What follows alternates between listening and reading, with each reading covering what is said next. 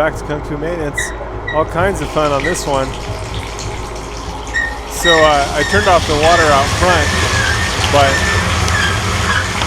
as you can see, the hot side did not turn off. Now, sometimes there's some water left in the system, and leaving it open for a second can drain that water out, especially if it's a downstairs unit. You have upstairs units above. My particular shutoffs shut off the downstairs and upstairs units, but this one, the hot side did not shut off, so I actually kind of lucked out because both of them were leaking from the handles, all kinds of stuff going on this one. But it was actually only the cold side that was leaking, so I was able to replace the cartridge and stop the leak from the handle on both sides, on the hot side and the cold side. Anyway, gaining access, you saw earlier I released the index buttons with using a flat blade knife. Now I'm using the Phillips screw to loosen the handle and then rocking it back and forth a little bit to take off the handle without breaking it. Now I'm turning out the escutcheon, and once you get the escutcheon started a little bit, you can turn the inner thread, and that way you don't have to separate the inner portion from the escutcheon itself. It makes putting everything back together a whole lot easier.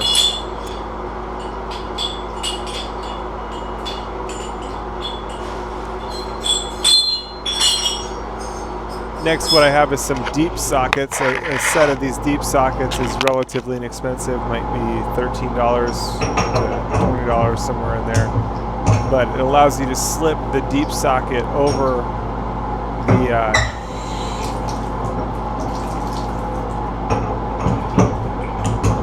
the cartridge, and then you can use a pair of channel locks and twist it out. It's normal threaded righty-tighty, lefty-loosey, so turn it counterclockwise to take it out, clockwise to tighten it up.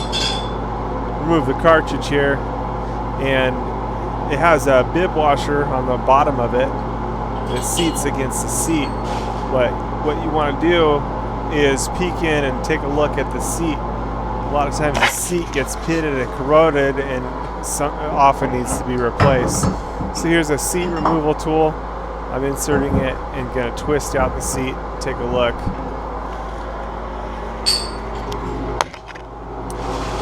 Now if you peek in there and everything's nice and smooth, you don't necessarily need to replace the seat.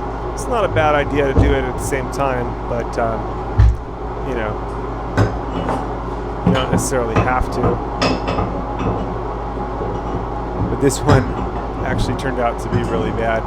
It was that seat that was really pitted and corroded, so replacing the bib washer might fix it temporarily, but in the long run, with a seat this worn, it's going to need to be replaced. It's probably better just to replace them at the same time. So here's the seat, and I'll try to show you a closer up view. You can see there's a big old chip on the side there. Here's the new seat, nice and easy to change out, just rotates in clockwise. Just a little care to keep from getting cross-threaded. You can put a little plumber's tape on it, not plumber's tape, Teflon tape on it to make removing it in the future easier, or some faucet grease. Either one can make replacing it in the future much easier, but it's not critical. Just turn it in nice and snug, and then now you're ready for a new cartridge. Now you can rebuild the stem. You can take it apart. It's got a sleeve washer. You can take off the bottom screw and replace the bib washer. The sleeve inside again has a sleeve washer or an O-rings that can be replaced and lubed in order to repair it, or you can replace the whole cartridge at the same time. And as well as there's a sleeve washer there. That's where it would leak from the handle.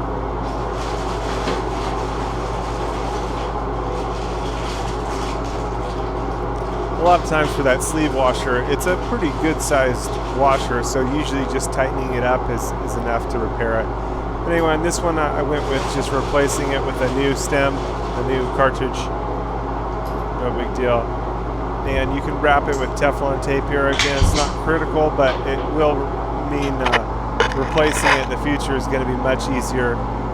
Just going to turn the Teflon tape so that when I rotate the stem in, the Teflon tape tightens against the cartridge.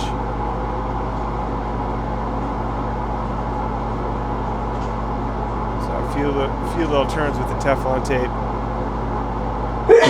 make it better. Excuse me.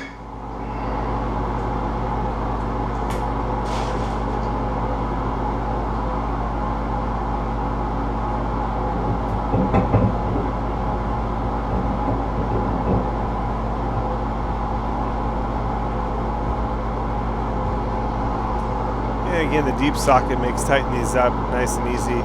Slip it over.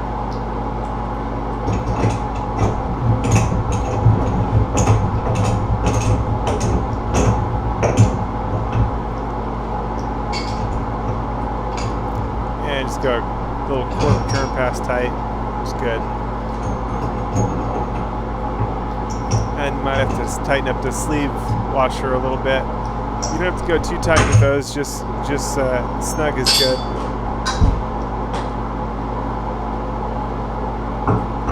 If you ever see it leaking from the handle, that's going to be your sleeve washer. You just tighten that sleeve washer down a few turns. Usually that's all it takes to stop a leak from the handle. You got a drip from the spout, that's usually the bib washer, and it can also be the seat if the seat's pitted and worn. Again, since I left that sleeve in the escutcheon, it's going to make it much easier to put it all back together.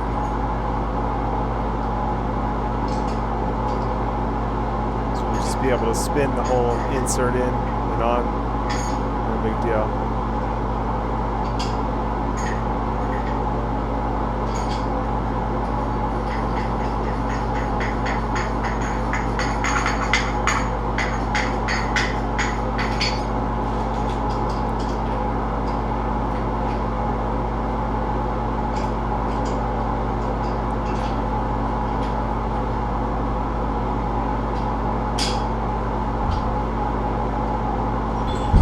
This one, the insert was actually stuck inside the old cartridge, so it's a little bit of holding it with a pair of channel locks and twisting it out with a pair of pliers.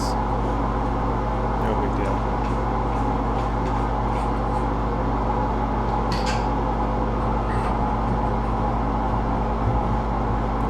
Okay, here I took the insert out of the escutcheon, and here's the insert itself, and then you can tighten the escutcheon on after.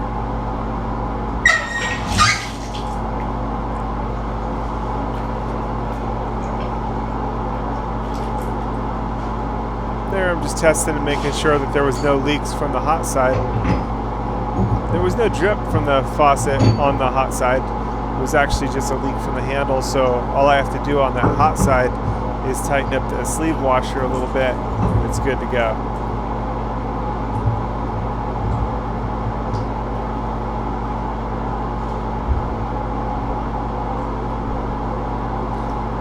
This one here, I've just opened the cold side. I can go turn the water back on outside, and this way it can force any air out, and then I can test for any leaks there. It's better than putting it back together. You know, first it's a good idea to you know, test it with the line open where I can see it without putting the escutcheon on first, because that way if there was any minor leak or anything, it wouldn't happen inside the wall where I wouldn't be able to see it, cause mold or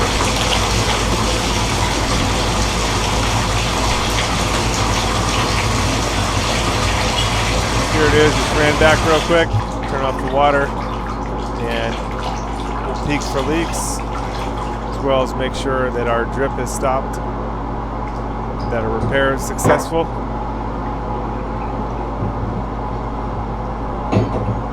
And we're good. So I can spin the escutcheon back on. And then, like I was saying, on that hot side, all I got to do is tighten up the sleeve over the washer to stop the drip from the leak from the handle when the water's turned on. We're good to go. Thanks for watching Kung Fu Maintenance. That's replacing the stems as well as replacing the seat. Good to go.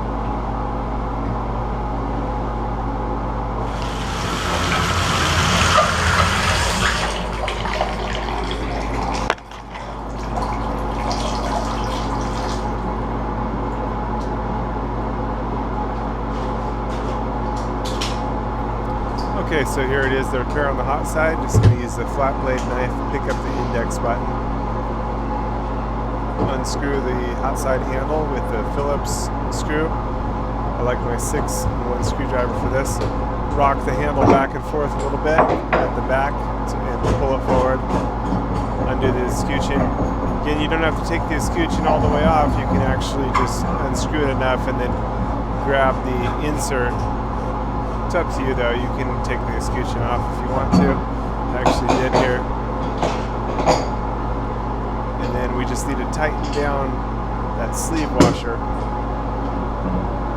Pair of channel locks, press a wrench. That's really all it takes. You can see the leak here.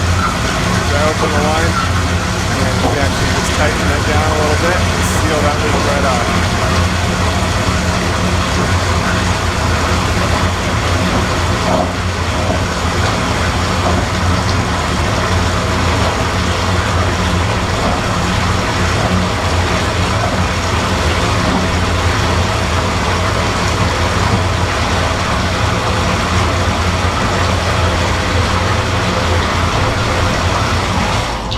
It's a fairly large size washer, so there's actually a lot of room to squeeze it down, so no big deal.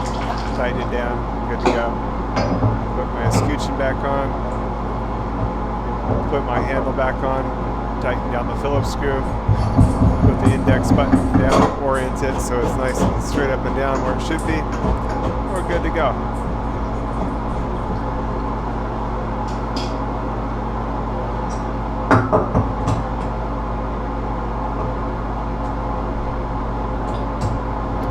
Thanks for watching Kung Fu Maintenance. That's a rebuild of a Pfister shower handle that's leaking from the handle.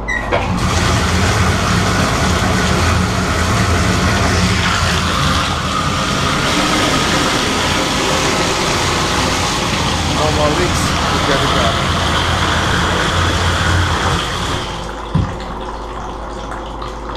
And no more drips from the tub spout once it's shut off. No big deal. Thanks for watching Kung Fu Maintenance. Over and out.